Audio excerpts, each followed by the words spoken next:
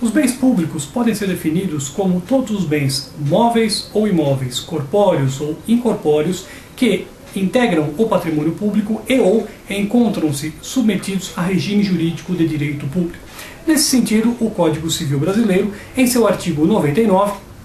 prevê a classificação legal para os bens públicos, basicamente em 3 categorias. Primeiramente, os assim chamados bens públicos de uso comum do povo. Como o próprio nome já sugere, são aqueles bens cujo uso deve ser franqueado a qualquer do povo.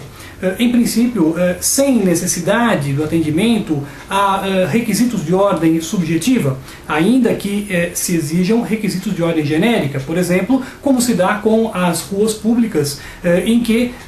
o tráfego de veículos pode ser limitado a certo limite de velocidade, ou ainda a um parque público cujo acesso também pode ser limitado a um determinado horário de funcionamento durante o dia ou até certo período da noite. Nesse contexto, os assim denominados bens públicos de uso comum do povo compreendem as ruas, as praças, os parques públicos, as rodovias. Nesse sentido, o Código Civil, em seu artigo 103, prevê que o uso dos bens públicos poderá ser gratuito ou remunerado.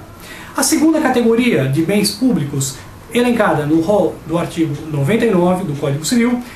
compreende os denominados bens públicos de uso especial. Os bens públicos de uso especial são os bens utilizados na prestação dos serviços públicos. Nesse sentido, estes bens encontram-se atrelados à prestação de determinados serviços públicos pela administração pública e ou por concessionários ou permissionários de serviços públicos. Nesse sentido, os bens públicos de uso especial podem ser móveis ou imóveis, e nesse contexto, estes bens, diversamente do que ocorre com os bens públicos de uso comum do povo, no caso dos bens públicos de uso especial, o seu uso e mesmo o acesso a eles não precisa necessariamente ser franqueado a qualquer do povo, na medida em que encontram-se relacionados à prestação de um serviço público, podendo a administração pública impor restrições nesse sentido, de modo a garantir, a assegurar a continuidade do serviço público. Assim ocorre, por exemplo, com as dependências de uma repartição pública, em que nem todas as dependências dessa mesma repartição são acessíveis ao público por questões de ordem técnica, por exemplo, como acontece com uma unidade militar ou ainda uma unidade penitenciária. A terceira categoria de bens públicos, elencada no artigo 99 do Código Civil, compreende os bens públicos dominicais. Esses bens, como o próprio nome evidencia, são bens que integram o domínio público, no entanto, não encontram-se destinados, relacionados a nenhum fim voltado ao interesse público propriamente. Então, isso significa que os bens dominicais, a despeito de integrarem o patrimônio público, não são franqueados, não têm o seu uso franqueado, acessível a qualquer do povo, e tampouco encontram-se atrelados, vinculados à prestação de qualquer serviço público. É interessante observar porque os bens públicos, nesta classificação, consoante a classificação legal, há um fator que os diferencia no tocante às duas primeiras categorias, que são os bens de uso comum do povo e os bens públicos de uso especial, e por outro lado os bens públicos dominicais. Isso porque as duas primeiras categorias, que são os bens públicos de uso comum do povo e os bens públicos de uso especial, são bens que encontram-se vinculados a um fim de interesse público. Essa vinculação denomina-se afetação. Então isso significa que os bens públicos de uso comum do povo e os bens públicos de uso especial estão afetados a um determinado fim de interesse público, de modo que estes bens diferenciam-se, além das características já mencionadas, diferenciam-se dos bens dominicais pelo fato de que estes últimos não encontram-se afetados a nenhum fim de interesse público e apenas integram o patrimônio público, muitas vezes por uma questão contingencial, por exemplo, como acontece com um bem imóvel ou móvel que seja objeto de doação à administração pública, por um particular à administração pública, ou ainda um bem que tenha sido incorporado ao patrimônio público por força de um processo judicial. Nesse contexto, convém observar que os bens públicos apresentam certas características básicas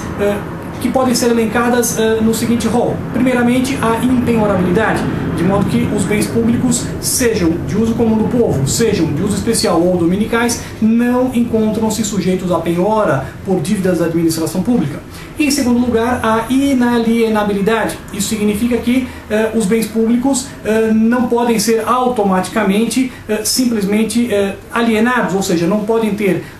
a sua propriedade, cuja titularidade pertence à administração pública, alienada, transferida a terceiros quaisquer. A inalienabilidade, no entanto, pode ser afastada no caso específico dos bens públicos de uso especial e de uso comum do povo. A inalienabilidade pode ser afastada mediante um procedimento prévio, legal, denominado desafetação, que basicamente consiste na cessação da destinação específica atribuída originariamente pela lei a este bem, de modo que o bem